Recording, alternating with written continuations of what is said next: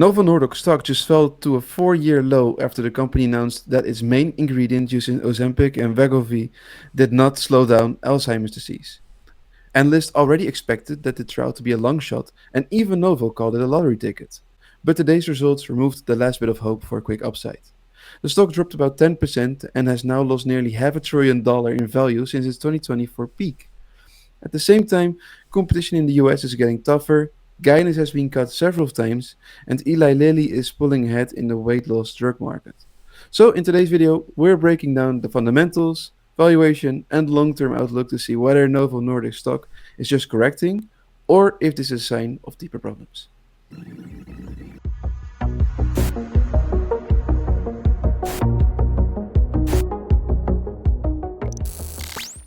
Welcome to another video. My name is Robin, and as per usual, I am joined by Kirill. And today we're going to look into Novo Nordisk stock price and see if this drop in price is justifiable or if there's a golden opportunity for you to pick it up. As you are already used from us by now, we have a 3-step process in which we value stocks for you guys. So first we'll go over what's in the news, then we will go over the fundamentals of Novo Nordisk, and finally the value that you're going to get out of this video, the valuation of Novo Nordisk, and of course, not financial advice. Do your own due diligence. This is only the first step of your journey into the wonderful world of which is value investing. Also, before I give the word to Kirill, we notice, of course, a lot of people watch our videos and are not subscribed yet. So if you like the content that we produce, then of course feel free to hit the subscribe button. We will make new valuation videos for you guys every single week. That's a promise that we're willing to make and that we are making. So yeah, and if you want us to do any stock that you like, let us know in the comments below, and we will of course look into it and see whether or not we can and want to do that stock and review it. So Kirill, what's in the news? A lot of laughs and giggles, I guess that's what's in the news. Yeah, as Robin mentioned, there are some deep troubles for Novo Nordisk stock. At least that's what's happening with regard to, of course, the situation around the drugs. So it's well-known drugs, Ozempic and Wegovy, the ones that were created for, let's say, the weight loss, and some of them, I guess people are just trying to make some magic drug out of it. So it's helping for weight loss, it helps with diabetes. Now we're like, okay, maybe Alzheimer's is also gonna fit into the, into this lovely pill. You never know. They tried, they did the testing, as Robin mentioned, and it failed, and then that's why the stock is going down, I think approximately 5% at this very moment, while we're filming. So I think it's one of the greatest examples that we are going to review when it gets to any pharmaceutical stocks, because this is something that's really complicated to analyze, and especially if you're new, you can already see what could be the potential troubles when it gets to investing into the pharmaceutical industry, or like biotech or whatever related to, let's say, the development of drugs and some new biological technologies and stuff like that. So this is probably the biggest lesson to learn. If you can look at the stock price, so from the June last year, the stock was going up to 1,000 Danish, I think it's krones, right? If I recall correctly. Now there's only barely a third of it left. We're talking about 285 at this very moment, and the stock is down almost 7% even. So again, what is the potential reason? Obviously, is really related to the pipeline of the drugs that the company is supplying, and what is it already having at this very moment, and the situation with the patents behind the drugs that the company is having. So we're gonna look into it a little bit later, but I think what's usually the most important part is to look into what is actually going on with the financials of the company. That's what we usually do. So if we go and start from the beginning, The good thing is we can see the PE of 18, almost 19. It's pretty nice. It's not too expensive, which is always good to see. There is some dividend going on there of 2.6%. And surprisingly, the margins are also pretty healthy as well. So the gross margin of 84% and the operating margin of 50%. It's actually quite nice, especially if we're talking about the the pharmaceutical industry, where they have to put in a lot of R&D costs in order to create some groundbreaking solutions, to different diseases and stuff like that. So Yeah. I would say it's quite good. What does the 930 score actually say? Oh yeah, true. It's the score of B, and you can see it's really doing amazing. I would say this is one of the rarest cases when the margins are at 100.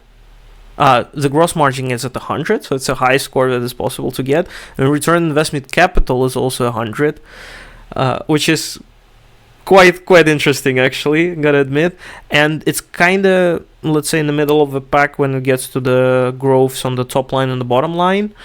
And something in the middle between the two when it gets to the PE and the stock appreciation. So I would say it's actually quite a good thing to see, to be honest. Like, if you compare it to the just to the current investment environment with other companies that we've been looking at so far. Yeah, for sure. Looks good. Also, let's go to the fundamentals, or at least the foundation of the company, and keep in mind that, of course, all these things are over all the data that we have. But given average revenue growth, 12% almost per year on average, that's really good. Average long-term debt is covered by their free cash flow, so if they do get in financial trouble, they are able to resolve that with cash at hand, so that's good. Share buybacks, nice, so they're not diluting you. Instead, they're actually making value for you by limiting the pool of shares, which is increasing the share price. They also are growing dividend, so they are doing a lot to, keep the investors happy. Average free cash flow growth and net income growth, 16% and 80%. Really good. Nice. Nothing to add. You can see it for yourself. All green check marks. Kirill, do you have anything to add here? No, I think it's also something what we have from the 930 score. It's quite nice to see, at least from the helicopter view, and then of course the devil is in the details, as they say. So we need to just dive into it, and of course we need to figure out why did this stock dip so much, because this is really it could be either a big value trap or it could be a great opportunity. So it's good to look into it. Yeah, for sure. So, Kirill, let's go. Let's look in if we see some irregularities. I see a lot of interest expenses peaking in 2024. So they're probably paying down some of their debts, most likely. So we can also have a look into that. Yeah, as you can see, also the total liabilities are quite going up, especially significantly over the past more or less 4 years. And you can also see, especially, that something happened with the long-term debt as well. So we're talking about 89 billion worth of debt in the last year. So that's quite heavy. So it's the biggest question is, of course, to what extent it's payable, what's the duration, what is the interest rate on this debt. So something for you guys to look into further, but could be question mark. So there's got to be some reason behind it, especially we can also see that they bumped up their R&D expenses as well to almost 50 billion. So be careful. Like, if I would be in the management position, maybe I would rather think of not reducing for example, the shares outstanding percentage, or, like, for example, not put up too much of a dividend increase, but I would rather get rid of the debt first. Yeah, and also it's very cyclical with these pharmaceutical companies, where they have some kind of patent on some kind of medicine that they produce, but then also what happens is that patent wears out, and in the meantime the competition already backwards engineered the drug that they produced. So as soon as the patent goes out of is out of its due date, it becomes available, and people will just rush to the market with knockoffs. And this happens constantly. This is also pretty good for consumers, but not so much, of course, for these companies that had a literal monopoly on the specific medicine. So yeah, that's also something you need to keep in mind. So if they are bumping up the R&D, so that their patents about to expire, is that also why they needed to have the Alzheimer's drugs, or to have a success in the in the academic results in there anyways. So yeah, that's something that you as a shareholder should figure out, and that's also why you should read all their documents that they release to the shareholders. I 100% agree with Robin. He's fully right. Especially, it's also important to see what's actually coming in the pipeline. So even though we can see that they have more or less constant increase on the top line and on the bottom line, but you can also see that the revenue went considerably high in the past couple of years. So if they do not have a proper pipeline in the upcoming, let's say, 5 years or so, then they will most likely not be able to sustain the same top line growth. So this is also going to be super important for you guys to look into later on. But we can also just for the sake of the exercise, we can just have a look into based on the past performance, and maybe just look into different scenarios, let's say. So we can see what kind of more or less a realistic range for the stock it is, or at least what's the complete bottom line. And you can already see here an interesting pattern. So you see that, for example, the R&D spent based on based on the revenue rate. To what extent? Yeah. To what extent it went to R&D, and we can see that it. So, for example, in 2006 it peaked, then it slowed down to 2014, and then again you see a huge dip up until to the 2025-ish, where they're also increasing the R&D again. So this is some of more of a cyclical business model, as you can see, which I just presented, and is also displayed here a bit better in the R&D numbers. So it's also the peak that we just saw, the spike up in R&D investment, is not as considerable as it is. It's just normal, more or less. Yep.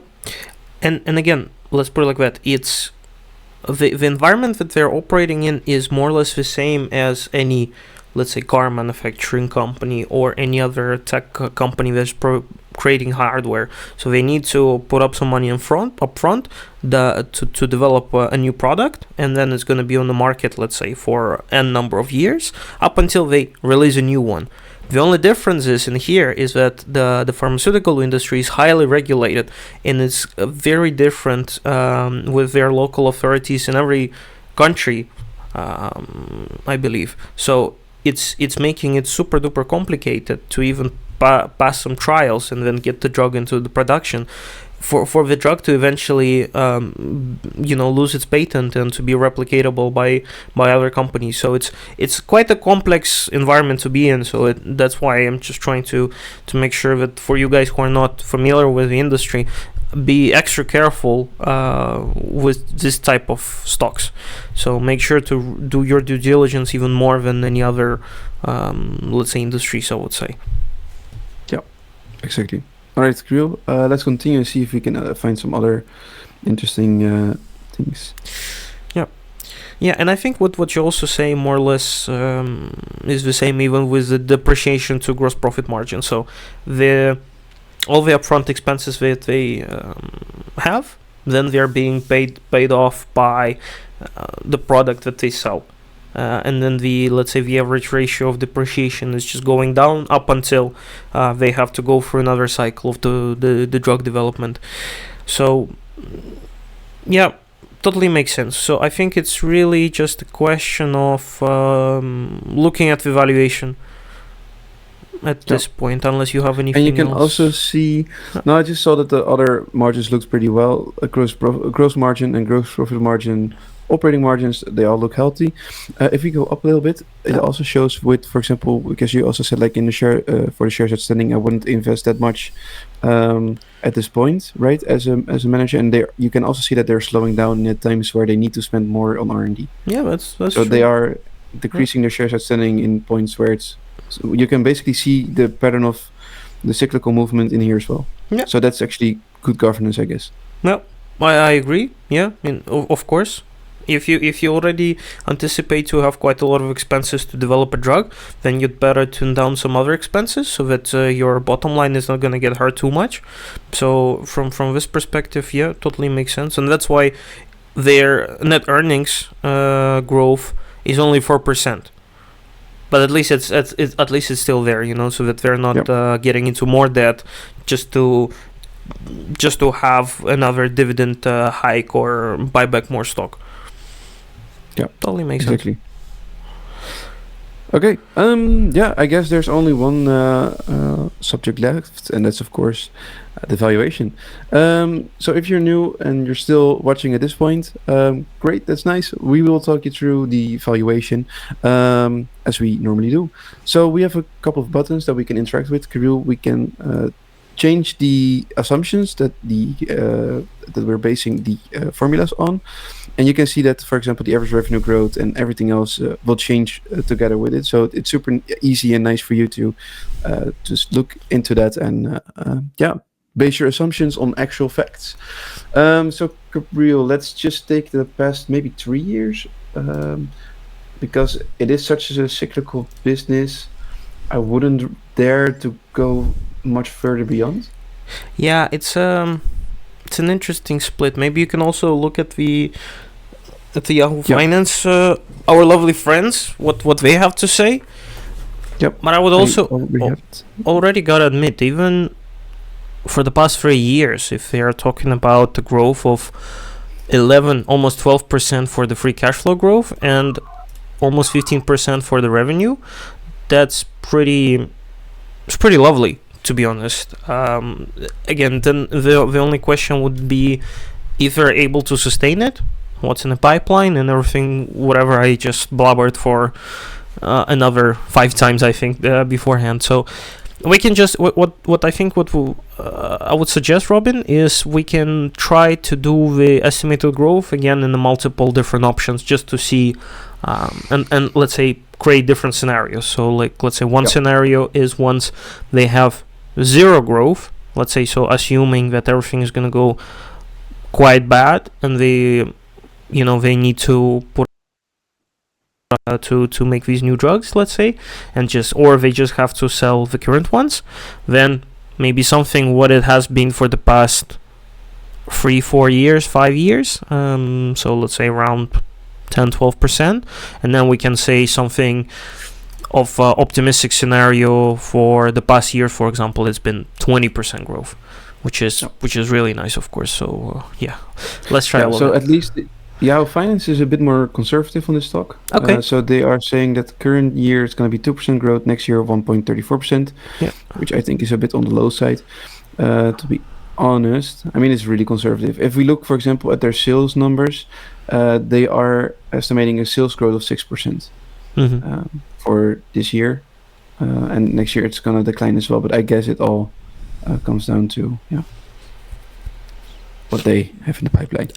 yeah. Let's do that. So the free cash flow starting point is the previous year. So that's the usual thing. What we can do is put, let's say, 5 years for the projection period, and put the estimated growth rate of, let's say, what was the Yahoo Finance? No more than 2%. It was 1%. Yeah, something? 2%. 2%. Let's put it 2%. Just to see on the let's say the negative outlook. Exactly. For the discounted rate, we always keep it at 10%. But of course, you can play around with this number yourself. And then for the projected PE ratio, they are now at. So the average is 35. What is their current PE? Current was 18. I think this is like at one of the lowest points, actually. Okay. So Is it how considerable of an idea is it that it's gonna jump back to, let's say 35 is already really high. It's really into big tech territory, right? You wouldn't really expect it for pharmaceutical companies, especially considering how much of a cash cow this might already be. I think we can also play around with it. So if we assume that the growth rate of 2%, then we can also expect that the P ratio is going to be lower. So as it's going down and people are not happy with the stock performance, obviously, if it's gonna go better, let's say something on the average, we can say, okay, can be in the 25 range for the PE, and if it's going great, let's say with the growth of 20% and above, we can maybe put up 30, 40 even, because then of course if I would like to see 20% growth rate for the upcoming 5 years, I wouldn't mind paying 40 PE, to be honest, especially looking at the whole stock market situation at the moment. I really wouldn't mind, I guess. Yeah, for sure. Yeah, let's do that. Yeah. Okay, so for the required rate of return, so the whole spiel is that if you buy ETF, you have between 7 to maybe 10% yearly average upside, but because you're stock picking, you have a bit more risk, which also need to be covered by your reward. Hence, we normally put a required rate of return between 10 or 12%. But of course, if you want to have a higher required rate of return, let's say the stock pick is super risky, you can always put it in here as well. And then a margin of safety rule, for me personally, I would put this above 30%. I really do not know anything about their portfolio of products. I haven't really gotten much intel on the pharmaceutical industry as a whole, so I would put this for me personally around 30 to 40% even. But also for you as a viewer, this is something that's up to you as well. Normally, if you're a bit younger, you can have a bit more risk. If you're a bit older, you want to save your life savings and you put a higher margin of safety. This basically ensures that you're buying a stock at the optimal price point, where you already have it, for example, on an undervalued level or a fair value level, but then you also want to have a bit of a mitigation of the risks, and that's hence the margin of safety. So Kirill, press the analyze button, please. We press F, and we actually are getting even on quite miserable, quite sad assumptions. We're almost there, guys. At least on the average valuation, we are getting 270 Danish krones or krones. Yeah. So their local currency. Sorry for butchering it. At the current price of 290. And if you really want margin of safety of 35%, which is quite big, of course, then you want it a little bit lower. But then again, guys, keep in mind, this is pretty sad outlook that we're painting already. So I'm actually quite happy about it, to be honest. Yeah, it's pretty interesting. I totally agree, and for the first time in like a shit ton of videos, most of the formulas also agree. So Warren Buffett's rule of thumb is normally very pessimistic, but is above the price of what it's trading for. Benjamin Graham's formula, it's always a wacky formula and it's always super pessimistic. It's also around the price. Discount cash flow formula, it's a hit or miss in this case as well. But target valuation formula is super positive. Intrinsic value formula is also above current price. So even if you would exclude the outliers, the average would be, I think, above the current price. Yeah, or somewhere around the ballpark. Yeah. So I think if you don't mind, I'll just try to put up, let's say, a little bit more positive outlook. So instead of 2%, let's do 7. Was a bit of a bug that we just fixed already, and then let's put the P ratio of 25, for instance, just to have it a little bit better. We're already talking about even with the target buy price, so considering the margin of safety, you have to maybe wait for a little bit, so just to get it down to 200, but then the average valuation is at the price range. So this is, let's say, I think with some proper due diligence, it could be a good buying opportunity. And then again, guys, if we look at the graph of the stock price, it's really beaten up stock, and that's what usually calls for some good times and some good opportunities to maybe pick it up. Again, after doing your due diligence, after having a proper understanding of what is the company doing, what is in the pipeline, and so on and so forth. So, yeah, quite interesting, huh? Yeah, that took a great turn. Yeah. So this also that's why we always start the segment with looking at the news, and we completely went to this company blind, right? And I think that's the good thing about our tool is because we take the time with you guys, of course, to go through everything. But normally, when we are valuing ourselves, we can do it really quickly. Now we get the hang of our own tool. So this is the beauty. So you read something on Yahoo Finance, something is getting butchered, let's say. You quickly grab your phone, do the evaluation, and you see that, oh, it's actually quite a decent opportunity to buy something right now. Of course, as a first step into your due diligence process. But Kirill, speaking about due diligence processes and using our 930 app, where can the people get the app? So if you guys exactly want to follow Robin's way of doing things, that's also what I'm doing. So whenever I see some news, what I do, I of course go to 930.com. Link would be in the description. You will find the demo platform access where you can just click some numbers, click on the buttons, just find your way through it. You can also make an account completely for free just to test it. You can get access to 5 stocks of your choice, just to do more or less the same process as what we did.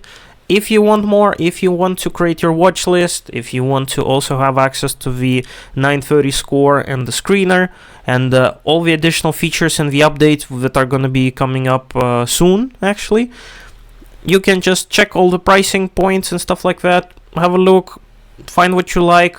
Also, let us know what you want in terms of features. Give us feedback. We would be more than happy to look into it, because we're of course doing it for you guys and for ourselves. That's why we're using it. Exactly. And on that note, Kirill, thank you for your lovely insights. Thank you for watching, and we'll see you guys in the next video.